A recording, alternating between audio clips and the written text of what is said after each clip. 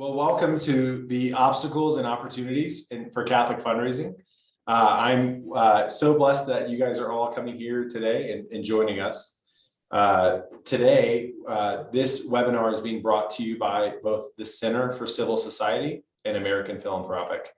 For those that don't know, the Center for Civil Society focuses on bringing three people, kind of the three groups together that are the givers, the doers, and the thinkers. If you think of it as the donors, the nonprofits, and other grant-making organizations that to help provide education through resources, publications, and webinars like today, as well as American Philanthropic. So also, for those that don't know, American Philanthropic is a consulting firm serving nonprofits to help raise more money, where more money equates with more mission. We are values aligned, hence our topic today, Catholic fundraising, obstacles and opportunities in Catholic fundraising, as well as we're both comprehensive and we offer practical advice. So thank you so much for being on today's call. I want to introduce you to myself. I'm your host, Ben Domingue. I am the managing consultant for our Denver office, as well as our Catholic Ministries group. I was blessed and fortunate enough to play football for Louisiana State University, the Tigers in South Louisiana.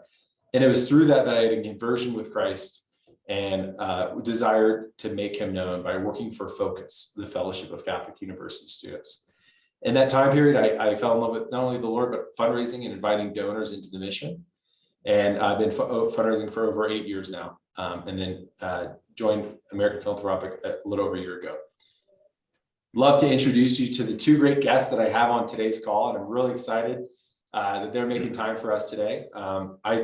We first have Peter de Keratry, who serves as the Executive Director of Stewardship and Development for the Archdiocese of Oklahoma City. Wow. And just to state over, and also serves as the Executive Director of the Catholic Foundation of Oklahoma. He has 28 years of experience. I like to refer to Peter as the grandfather of fundraising, although he looks really young. He is a Knight of Malta in Oklahoma City, and he is also blessed to have 4 kids with his lovely bride, Colleen. Thank you so much for coming, Peter. Glad to be here. Thank you. We're also joined today by Ryan Carney, who's the Chief Advancement Officer of the Society of St. Vincent de Paul National, based out of St. Louis, where he has been fundraising for over 15 years. He also has 4 kids with his bride, and they live in St. Louis. And so thank you both so much for coming on today. I really appreciate it. Thanks, Ben. I think what I'm really excited about in having both of you on is that you guys bring over 3 decades of fundraising experience, both annual, major, planned, giving, direct mail, you name it. You guys have had a tremendous amount of experience, and you're faithful Catholics, right? So this is just going to be a really cool conversation. And as I was thinking and praying about today's meeting, I was realizing it's no coincidence that tomorrow we celebrate St. Patrick's feast day. And the reason being is we know that St. Patrick evangelized Ireland by going to the kings. Right. And you look at fundraisers, and that's what they do, right? They go to those who have influence and affluence, and they evangelize. And so I just thought it was kind of a cool tie-in. And so my first question, serious question for you, is, are you Irish? So Ryan should answer that first. I think I'm somewhere around like 95%. That's awesome. I'm thrilled this webinar is not tomorrow. You'll be a bit tied up in the pub, huh? And Peter. So I am not. I'm from a Mexican immigrant family who originated in France. Du Keratry is somewhere in Brittany. And my ancestors came with Maximilian to Mexico. And then from Mexico, my dad came to the United States when he was 9. But I did marry Colleen McElligott from County Kerry. And so a lot of Irish in my family. But Awesome. My children are Irish. I'm just not.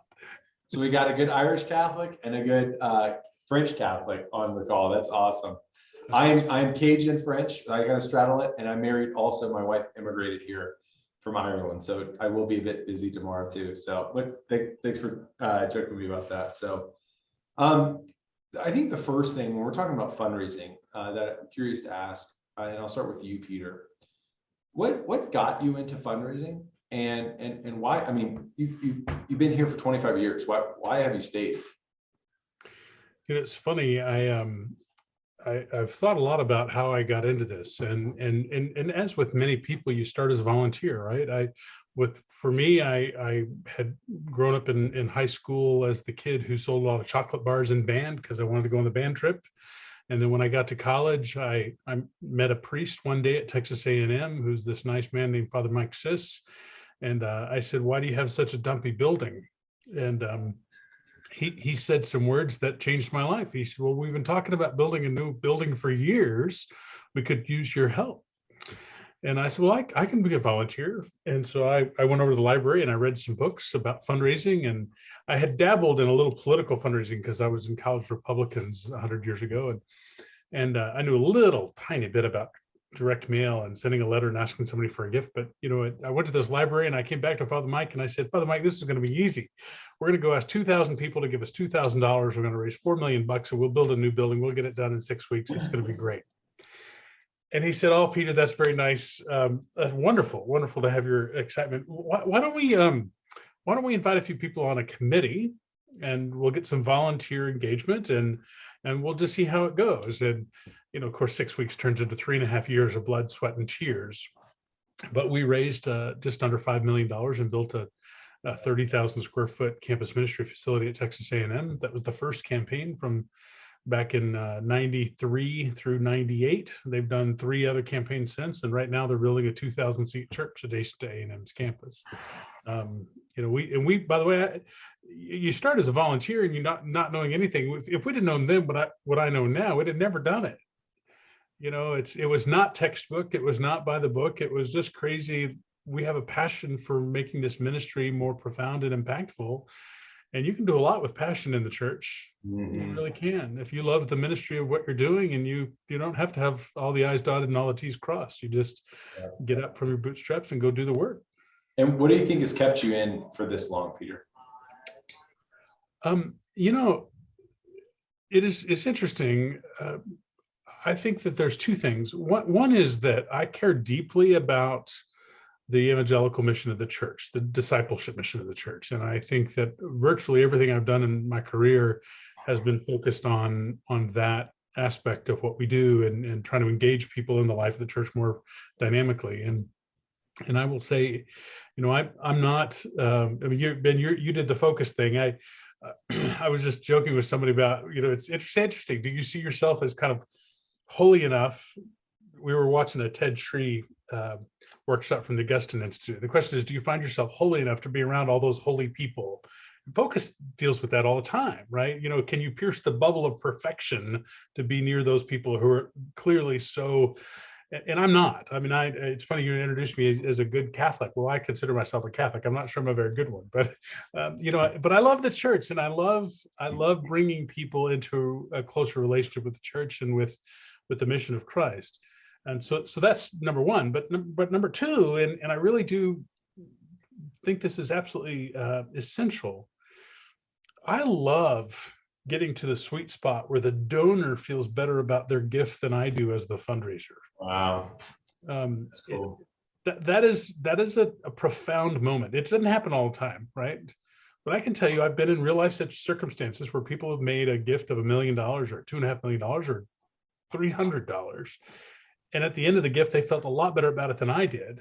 And that's the sweet spot. That is a wonderful moment and place to be. And I love being there.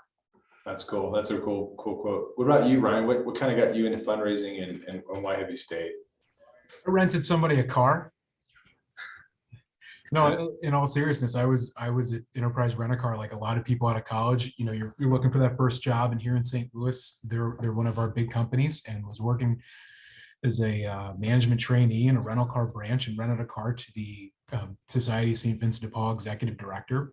And I say it that way because I like a lot of us, you get into it because God calls you, and it happens in unexpected ways. Or you could be volunteering like it was Peter's case, or someone could come up to you and say, "Hey, I think you should try this," and that's what happened to me. And I stayed because it works. and I would echo what Peter shared. It's a bit like, you know, the sweet spot on a golf swing or a baseball bat, when everything's just right and in balance, and you're helping a donor, a benefactor, solve a problem or advance a cause that they very much care about, and it aligns with the cause that you very much care about and are trying to advance.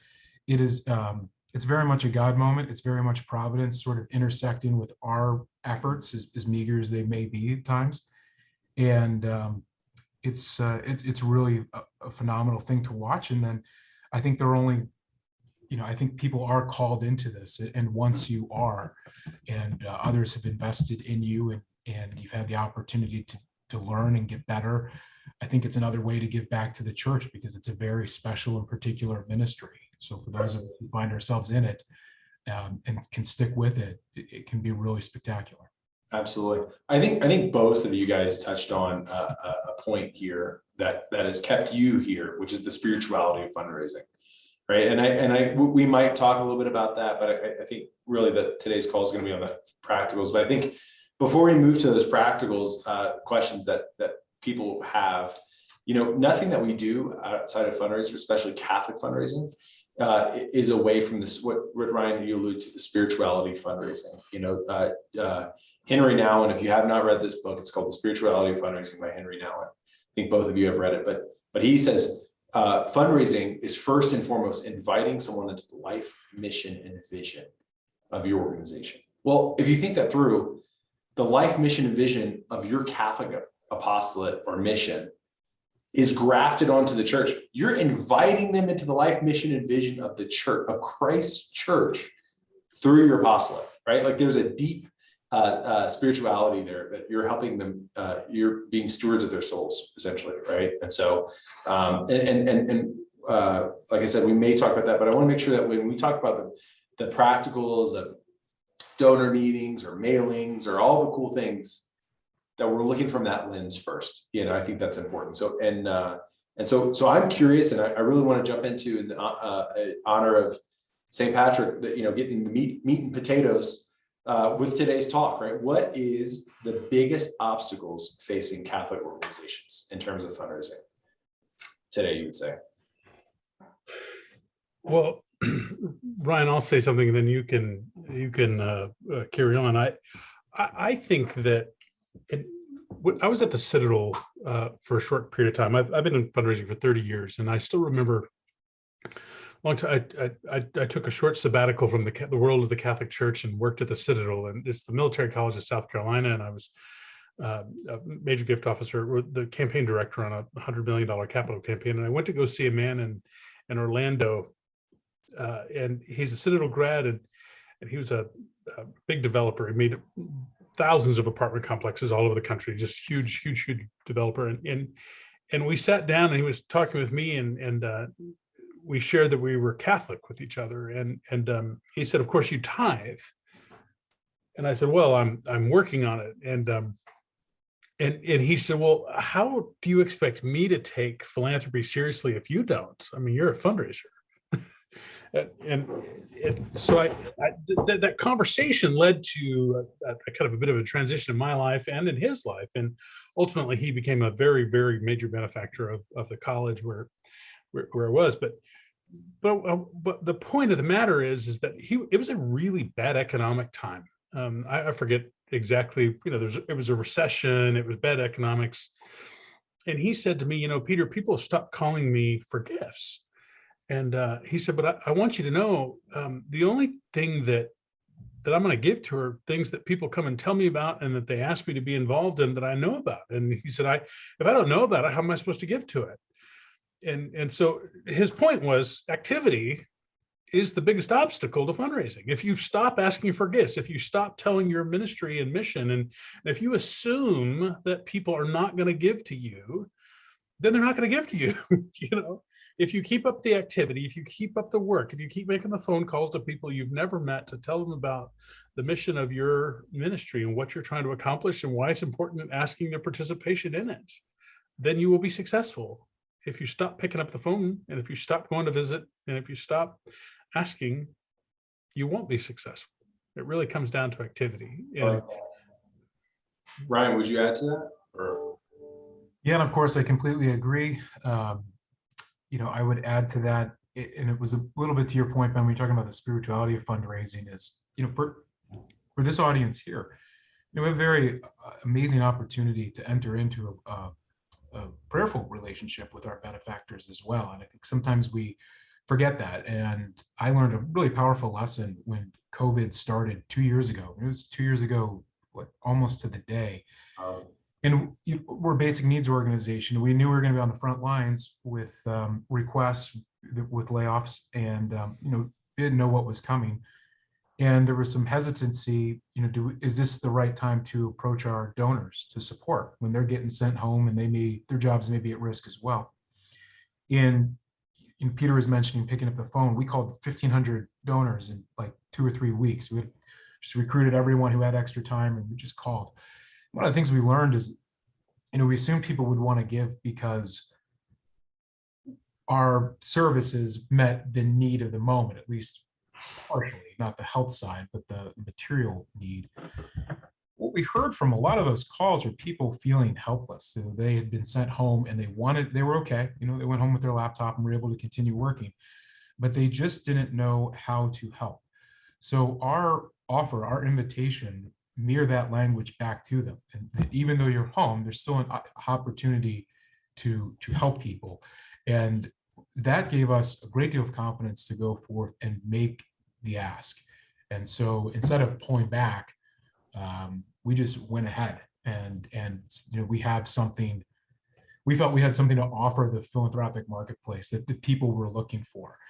And I do think that's a big challenge for a lot of Catholic organizations or fundraisers or boards or executive directors, is that sometimes we disguise our fundraising. So instead of selling the product, the service that we have, we'll sell, tickets to a raffle or an event or something else, instead of, what we do, which is change people's lives, ultimately through the proclamation of the gospel. And we do need to go forward boldly with that. I know in my own career, when I've strayed away from that, things have not gone well. When I've gone into that with complete faith and trust, things have gone very well. And so we just need to go forward. But it starts with, I think, also understanding what our donors, I think I heard maybe Peter might have said this or alluded to it, is we can't make assumptions. We need to go forth and find what they're passionate about, what they care about, and then again, bring that into the alignment with our needs and opportunities. I love that. Seems like we're the biggest obstacle, right? Like moving past the call reluctance or moving past, all the reasons why I can't set a visit or do the thing, right? It seems like getting up and out there and kind of being a ministry of presence to people works. So conversely, maybe I'll start with you, Ryan. What would you say the biggest opportunity for Catholic fundraising is right now? It's probably just the other side of the coin that I was talking about. And that is, really understanding, I think maybe some of us underestimate our brand and the impact that we have in the church. And we maybe overemphasize the program or the particulars about what we do. And that there is this, there are these Catholic donors that are maybe they're looking at the culture and they're not liking what they're seeing, and they're looking for the Catholic answer to a problem that they care about. So let's go forth and let's make sure that's part of our messaging, that's really the core of what we do. Our team here, we just got a bunch of these St. Monica prayer cards. Ben, you and I have experienced this directly, but very often on our visits, we'll encounter people who have loved ones that have left the church. And so, this is an opportunity for us to be intentional about our prayer with our benefactors. We're an evangelization organization insofar as everybody is in the church, but we're not focused or some of the other ones that directly do that. But it's our opportunity, those of us who are having a relationship with our benefactors, to intentionally pray for them. We find the same thing. We have a chapel here. We're going to have a monthly donor mass, and we send a card back letting them know the date and the intention that we're praying for. That can be hugely powerful. So I think, really recognizing that it's sometimes not necessarily, it is the programs. We do have to have a strong case for support, but really leaning into that larger picture behind the organization, whether you call that brand or we are speaking more to the problem that we're addressing that the donor cares about. And yeah, not disguising our intent, but really boldly, proclaiming the opportunity and offering the opportunity. That's great. I've been thinking about what are opportunities in the church today and in the fundraising world specifically. And one of the things that I think is true is that in a lot of life, challenges can also be opportunities. One of the great challenges of every nonprofit, whether you're Catholic or not, is the diminishing number of donors. We're getting smaller and smaller. Kind of, this isn't true for every organization, but the vast majority of the United States are having fewer people give to their organizations, and at the same time, our average gift is going up in many organizations. The annual appeal of the average Catholic diocese in America has seen a tremendous reduction in the number of donors, but at the same time, it raises more money. And I would say that the research shows that, the pyramid of fundraising, which used to be pretty flat, 80% of the money came from 20% of people, is now getting narrower and narrower. And 97% of the money is now coming from 3% of people. And I think the opportunity in that is that we are able to go have meaningful relationships with fewer people. I think that, the average gift officer who has, 100 to 150 personal relationships that they're assigned to, whether it's me as the executive director of stewardship and development for diocese, or Ryan as the chief development officer for St. Vincent de Paul, there's only so many people we can actually have meaningful contact with. But at the end of the day, what's happening in America, and it's a statement about the wealth of our society. It's a statement about a lot of things, and the noise that's going on is we have fewer people, but they're giving much bigger gifts. And so I think that the ability to go and have meaningful contact with that, that top 50 or 75 or maybe 100 donors for an organization, and really focus in on those, that's a tremendous opportunity for us. Because those are the people, the ones you have, the ones who know your kids' names. I don't have a lot of donors who know my kid's name, but I probably have 25 or 50 because we're on that level of relationship. And I know their family situations, and they know a lot about my bishop, and I know a lot about their history with church, and that meaningful relationship process with a smaller group of people who give bigger gifts is a huge opportunity for us, because those are folks that can make gifts of a size and of a nature to be institutional changing, whether it's for a diocese or a high school or an apostolate like Focus or St. Vincent de Paul. There's tremendous opportunity there with that smaller group of people that have greater wealth.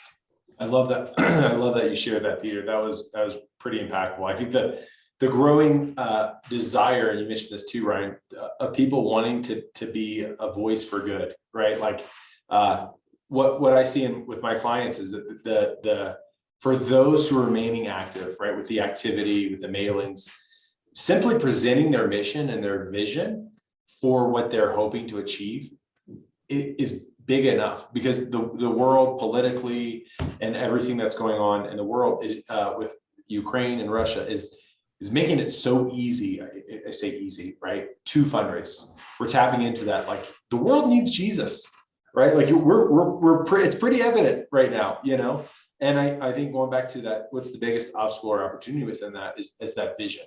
Or can we be bold enough to approach that, not the major donor, the principal gift donor? Can we ask and be bold enough? And part of that lies in with ourselves. Are we convicted enough in our mission? Are we sitting with Christ and saying, convict me? Because it's hard. It's not easy what you do every day.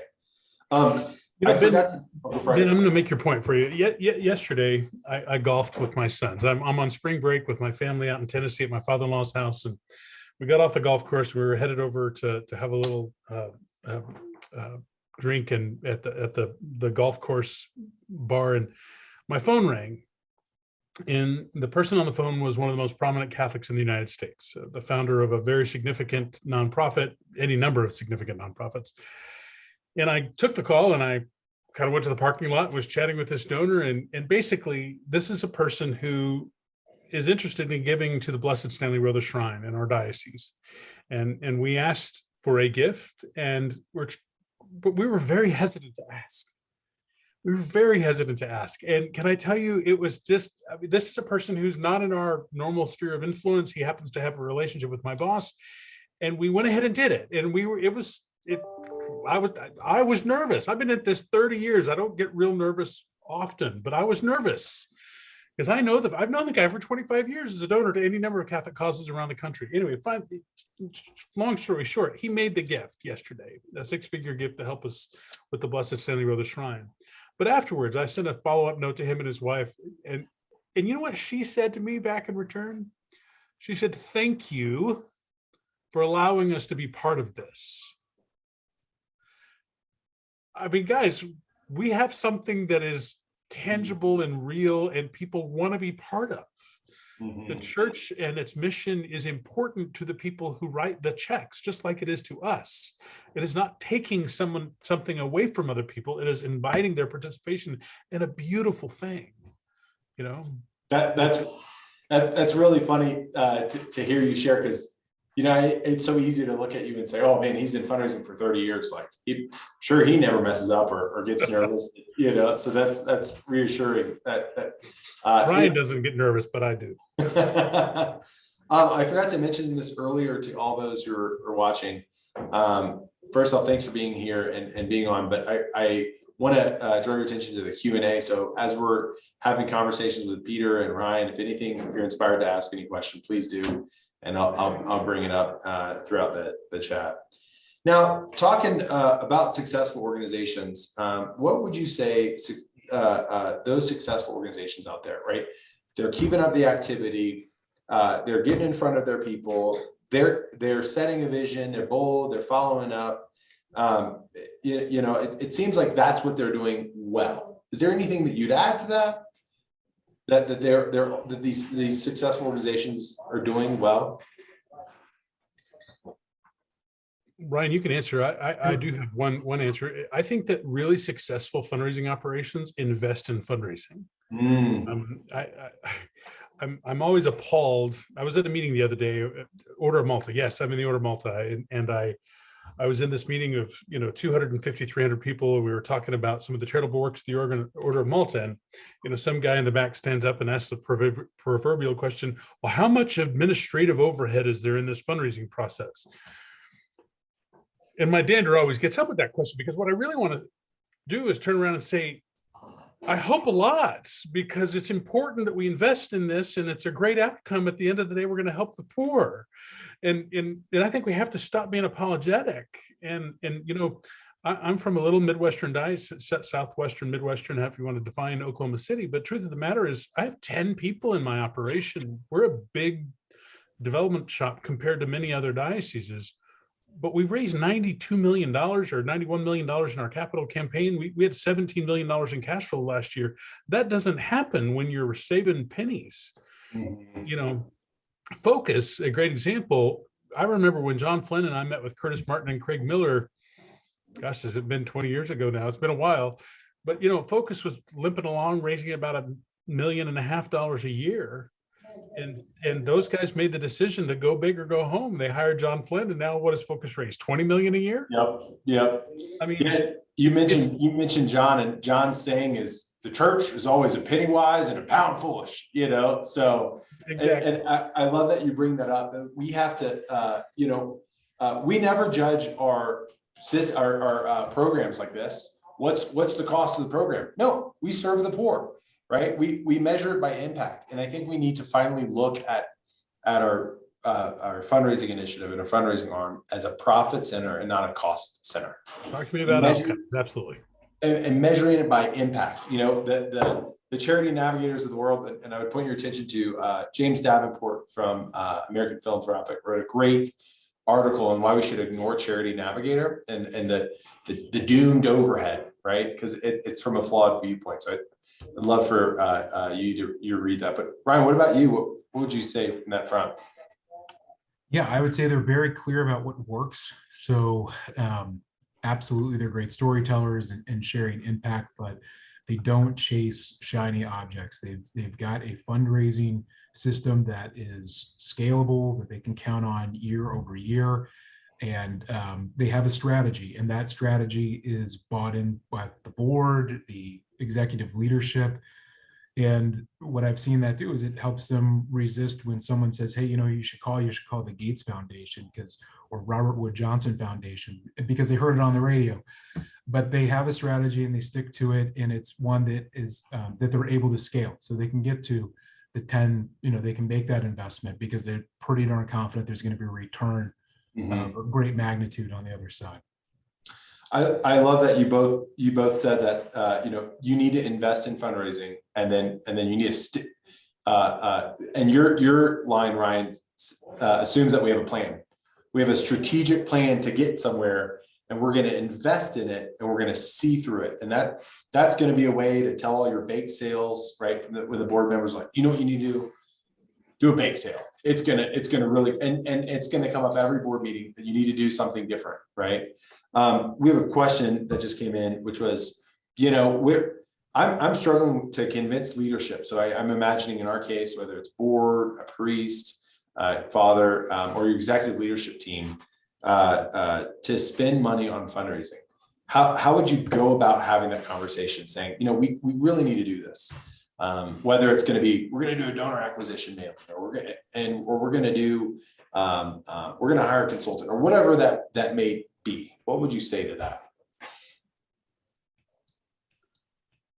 Sometimes you have to, you've heard the phrase manage up, but sometimes you have to sell up. And we do. We as fundraisers sometimes are the ones not just advancing the organization through the funds that we bring in, but advancing it by pushing it to go forward with a boldness of vision or clarifying the mission. What I found is, that can be tricky. Just practically speaking, some advice that's worked in the past is, if you have a windfall, whether it's an unexpected bequest, or if you have a donor that is particularly passionate about the organization, is there an opportunity to invest some of that into, kind of like R&D, trying something new. But I believe having a plan in place helps. Sometimes people are hesitant to do so because they were said, hey, you should spend $50,000 on this acquisition, and there's nothing, there's no follow-up. But having a plan and a projected ROI can help. And then if there's a windfall or some unexpected funds outside of, if you're just barely scraping by and can barely pay the lights, so that's one thing, but usually something can turn up. And then also the question of, well, what would happen if we weren't here? Sometimes we'll ask, well, what would happen if money were an object? What's your big, bold vision? But what would happen if the organization weren't here? What would happen if the organization didn't grow? And just getting people to start to think just beyond the everyday operating challenges and begin to think more. And sometimes that happens over the course of time. And sometimes it, you have to pick, we're relationship people. So, who are the folks that are in the organization that can begin to champion an investment in fundraising, and just work those channels just like we would out in the field. Mm-hmm. That's great, Peter. I like what Ryan said, and I particularly like his concept of the systems of activity, right? Systems of process, and keeping your eye on the ball, and don't get distracted when the board member says, hey, I've got this insurance policy that's going to be great, we're going to go raise all the money that happens. But here's what I would say to those starting out and trying to convince leadership to invest in fundraising. Ask not what your bishop can do for you, ask what you can do for your bishop is a theme. I think that no matter how busy you are in your life right now, if your job is primarily fundraising for the church, then you need to have activity of your own. And by the way, I consider myself in the same mode, and I stay very busy, and I don't let a lot of grass grow long. I'm a pretty hard charging person, and the truth of the matter is I have to hold myself accountable to my own activity standards. And so what I would suggest is, if you're not doing major gift fundraising right now, and defining a major gift is up to you and your organization and kind of where you are in history, but maybe it's $1,000, maybe it's $5,000, maybe it's $2,500, whatever it is for you. Maybe it's, if you work with those crazy focus guys with John Flynn, it's $1.5 million, for first time ask. But anyway, moral of the story is, you decide what a major gift is for you and your organization, and go out and solicit them. go talk to 10 people and ask them, would you prayerfully consider a gift of $2,500 a year for the next 3 years to help us get up and going?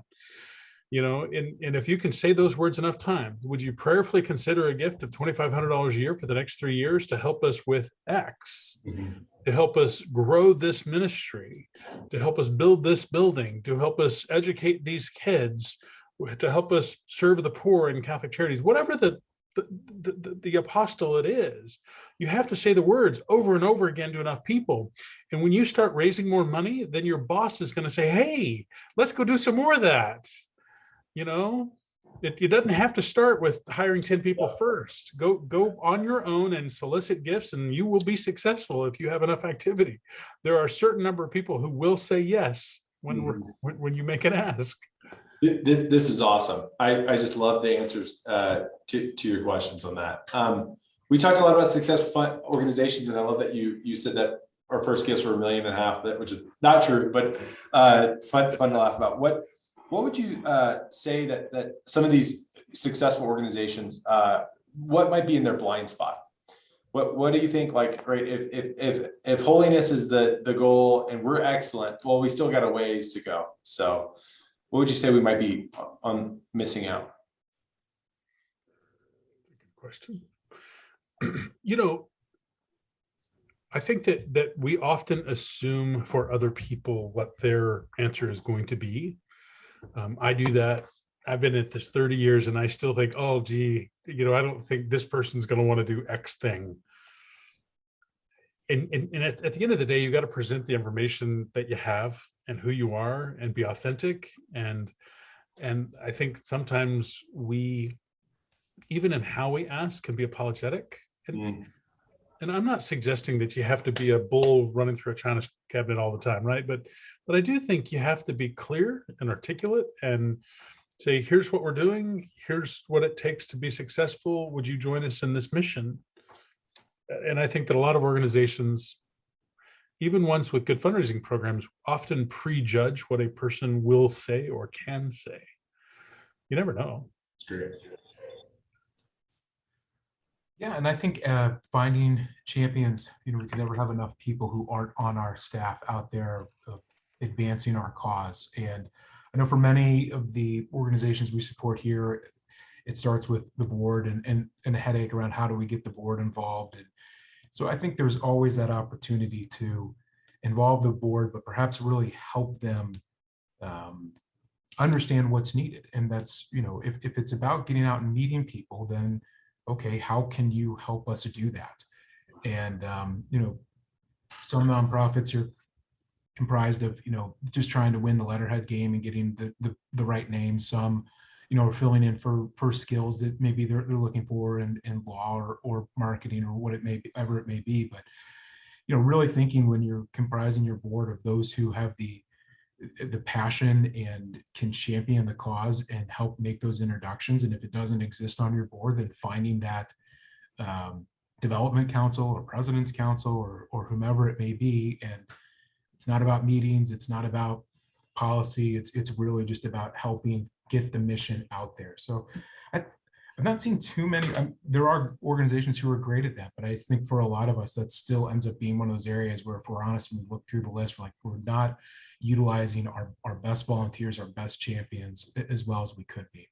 I like that. It kind of tails into what I was going to share, which was I think as we have a tough role, right? Let's acknowledge it. We talk about Jesus and we ask people for money. Like, there's just not a lot of people who are going to backfill your position, right? And with that, and I've done this before as well, right? Where you kind of sit back and you want to just look at all the good things that you've done, right? Well, I really good with major donors. I'm taking care of those foundations, right? But I think this question kind of lends to whether you're a startup nonprofit or very successful, to sit and say, what am I missing? What am I not hitting on 100% or on all pistons, right? And how could I do that? What we see a lot in consulting world is, you'll see these organizations who've grown really well when it comes to foundations or done really well in terms of major gifts or even direct mail solicitations and donor acquisition that way.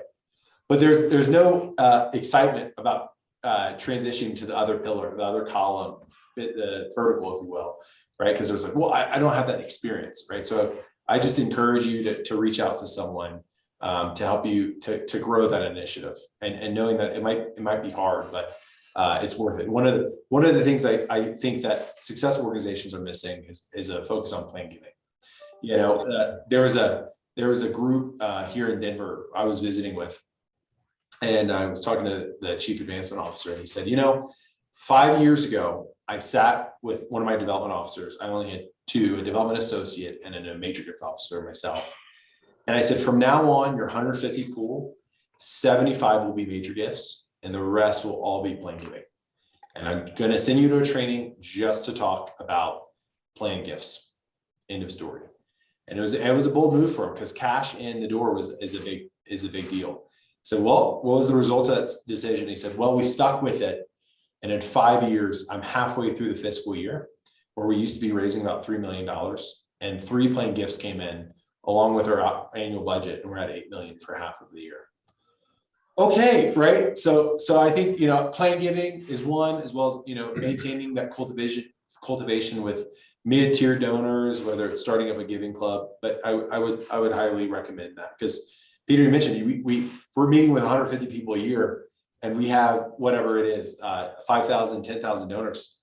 We need to let them know that we're grateful for their gifts, and continue to encourage them through mail. So, yeah, can I just say something on the plan giving front? It's interesting. I did a master's in philanthropy and development 20 years ago, and it's been a great asset to me in my career. And I made 1 B in my master's program, and it was in plan giving, right?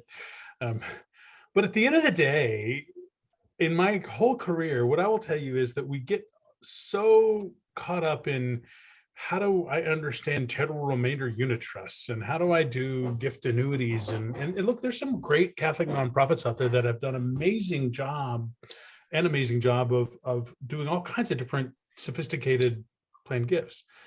But for the frontline fundraiser, the person who goes and sees people in their homes and living rooms, I really think just the basic ask of, would you leave the church in your will? Would you leave our organization in your will, is so missed. And it doesn't have to be complicated, and it doesn't have to be really sophisticated. And I will just say, we printed some cards recently in our office, and on one side it just says, here's the basic little paragraph on how to leave a bequest to the Catholic Foundation of Oklahoma, and on the other side it's kind of 3 of our funds, or call us to learn about other funds, right? I just hand those out, and I'm just trying to get people thinking about it. So when they go to their lawyer to change their will, because their grandkids are going, out of college now, and whatever, I want them to think about leaving the church in their will. And I believe that's where the sweet spot is. I think it's, to your point, there was a great story about this one woman who was a daily communicant in a Midwestern town. And she, at the end of her life, she passed away, and the church nearby was so excited, because they knew they were going to be a part of the will, but they weren't brave enough to have the conversation. And then one day they received a check for $10,000. They're like, oh, God bless Susan. We knew she was so generous. And then a week later, 2 public universities, neither of which she attended, both received $1 million each. Right. And you're like, it's actually one of the biggest opportunities, I would say, for Catholic organizations, that we're right in that conversation, and we need to introduce that idea. So, no question. In the class I teach a class of this MBA in Catholic philanthropy, and I will just say to you, one of the best research people out there, and I just encourage people to go spend some time with it, is Russell James. Dr. James is at Texas Tech, and his research in basic plan giving is among the best in the country. And it's worth your time to go look at his YouTube channel, just watch some of his videos, and learn how to talk about asking people for bequests. And one of the interesting things that he cured me of is, I used to think I needed to ask younger people, and that older people had already made their decision, because older people told me that. They said, oh, we're in our 70s, we're not going to change our will. Well, it turns out that's not true. People in their 70s and 80s do change their will. And the vast majority of realized bequests in the United States happen from people who change their will within 5 years of death. So wow. it's the vast majority. He's got the actual hard research to prove it. And so don't hesitate from talking to people who are elderly and who are nearing the end of their life, because they do change their will. I love it. I love it. And if you want to, I'd encourage you to reach out to me if you have any questions on playing giving. I had a friend of mine asked, he said, I just don't know how you go around asking people, hey, would you leave me money when you die? Well, that's not the conversation. So I'd encourage you want to have a nuance. Catholic legacy. Yeah, exactly. Nuance that request. One of the, we're going to move on to, we have about 15 minutes now for questions. So I encourage you to fill up the chat. Peter, I think this is a talking point for you. You mentioned it. You said that individual donors are giving larger amounts, but what is the main reason for that diminishing number of donors? What would you attribute that to? Well, I mean, I think there's several things that are happening in culture and in the church. I do think that there are a smaller percentage of the American population in various parts of the country that are participating in religion and religious expression at all, much less including the Catholic Church. I think that you'd be blind not to realize that the number of 18 to 35-year-olds participating in their faith is minuscule. And I think that the long-term ramifications of us having a smaller church means, as a practical matter, we're going to have fewer donors. I also think that there's a bit of a circling of the wagons, though, and I think that the people that are left are more and more supportive and larger donors. I don't know that I can point to every reason that there's a smaller number of philanthropic gifts, but I will say this. People ask me all the time, well, don't you think we ask for too many gifts from too many people and people get bombarded with solicitation all the time? Well, okay, but I'm not going to make a decision for people whether or not they want to support the local high school, or if they want to support the seminary and education program, or if they want to give to the Catholic newspaper. I'm going to let them make that decision, and they need to decide if they want to opt in or opt out. I don't think everybody has to give to everything. I mean, I want everybody to give to the annual Catholic Appeal, but they don't. Yep. And if you're not asking, I'm pretty sure there's Amazon and Tesla and everyone else who's segmenting their markets and communicating to them as well and asking. So, absolutely. Yep. And you mentioned, so thanks for that question, Lisa. What was it? Was it Dr. Russell James? Peter? I'll type his name in the chat box. It's Dr. Russell James, and he's at Texas Tech, and he's got an amazing YouTube channel. He gives away everything for free, by the way. That's great.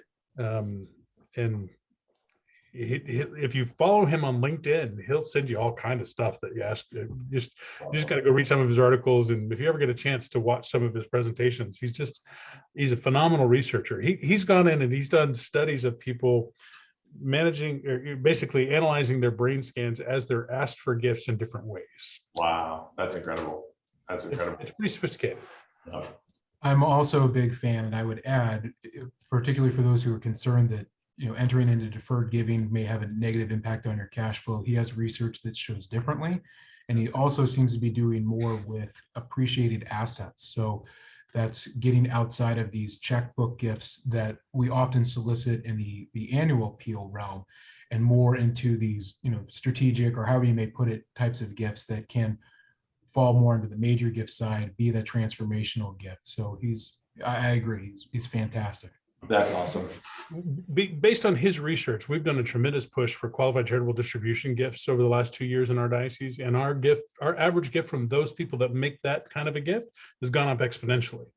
If I can help a 70-year-old realize that if they can make a gift out of their traditional IRA without paying 25% tax on it, versus out of their checkbook where they paid the tax, it's a dramatic transition in people's lives when they realize, oh my gosh, this actually works.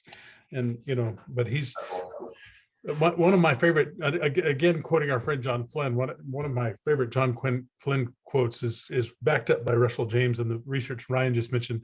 There's no prospect like a donor. Somebody who's already made the emotional decision to leave a bequest to your organization is about as good an annual operational prospect as you can possibly get. So true. That even for a second playing gift, I worked with two actually, who left a playing gift, and they heard about another playing giving opportunity, and they said, "Hey, we could do that also. This is it's been so fun." So Ryan, we're getting a question here. I'm curious for your answer on this. So you're in St. Louis.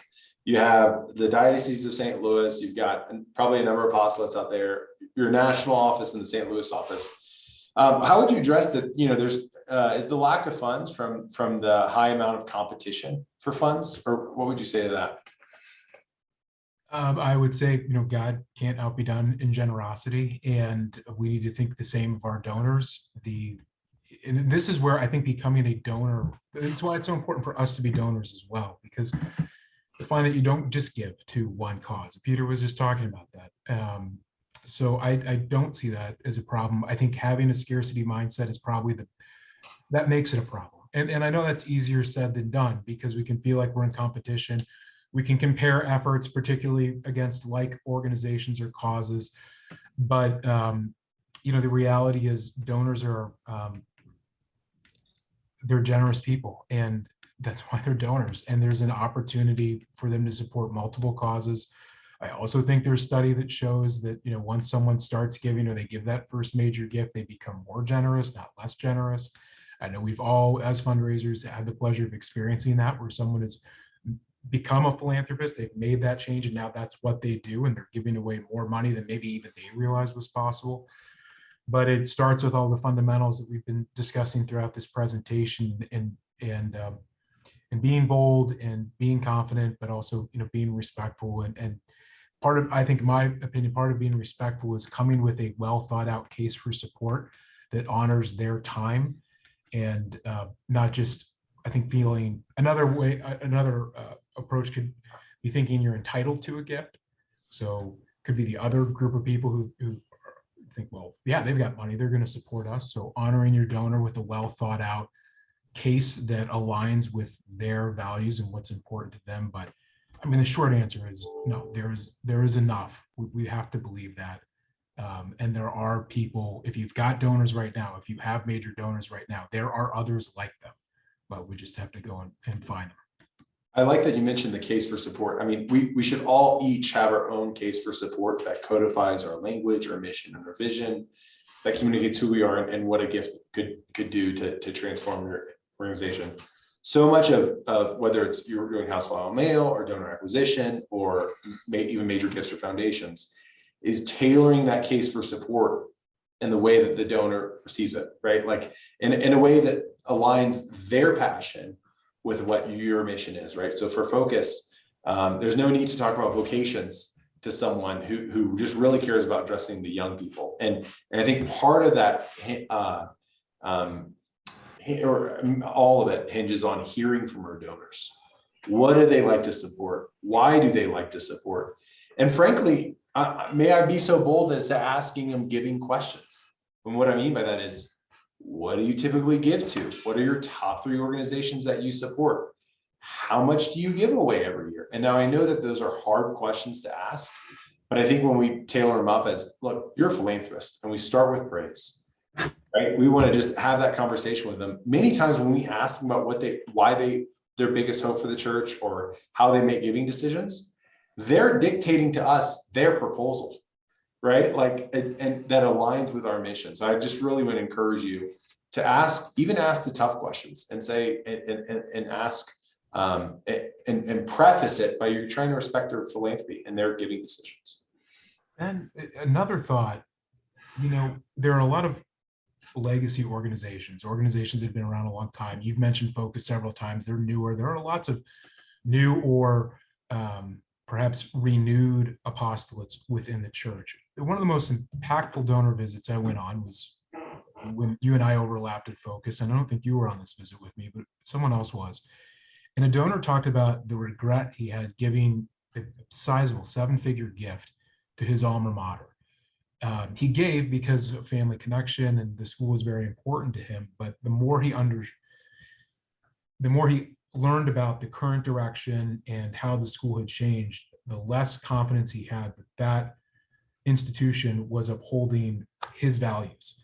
And I think, again, I don't know where this fits in, but certainly within the scope of this conversation in Catholic fundraising, there are organizations out there, as sad as it may be, that perhaps have experienced mission creep and are not what they once were in the minds of our donors. But for those that are out there doing the work that we've been talking about the whole time, it may be an opportunity. I had a donor one time who made a planned gift because we weren't the diocese. Not to get into those waters, but it was right after the McCarrick scandal, and they were particularly upset, and they were giving for those reasons. And again, I wouldn't necessarily, I don't, as a lay apostolic, go out and promote that, but there are a lot of feelings out there right now, one way or the other. And for those that are really passionate and sense the urgency of the moment, they see parishes closing, young people fading away. If you're a Catholic organization, you have something to say about that. Even if you're not in direct evangelization, you are part of building up the kingdom of God. So tell your story that way and lead with your Catholic identity instead of hiding it or excusing it or taking it out of, the context altogether. And, I think you would do very well. That's great. Thank you so much for sharing, Ryan. So for all those that are watching out at home, thank you so much for joining us today for the obstacles and opportunities on Catholic fundraising. Ryan, Peter, sincerely, thank you so much for your time today. We're just all been blessed by it. I wanted to call your attention to a handful of things. So first and foremost, if you like this presentation, or American Philanthropic and myself are offering free 1-hour consulting sessions for you. So if you'd like that, feel free to reach out with my email. And then we'll send out a follow-up email with this, and you can schedule some time with me. Also, I feel free to check out our blog post, Philanthropy Daily. It's one of the largest online sources of news and editorials. And on there, as well as on American Philanthropic's website, you'll find a link to what we do, a handful of these webinars, Scotch talks, and master classes that you do deep dives on how to do foundations or how to do mail. And then lastly, Peter mentioned that he runs the Institute for Catholic Philanthropy, of which I'm an alum, and I'm really proud of it. So I highly, Caitlin very kindly put it in the chat. So I highly encourage you. It's an incredible program. It's a summer course that you can do in a series of weeks, but it's an incredible course. And if you're looking for to kind of continue your professional development that way, I highly encourage it. So thank you all so much. Good luck. God bless, and happy St. Patrick's Day. Thank you all for coming up. Peter, you're going to say something? No, I'm just going to say thanks for having us. It was really enjoyable.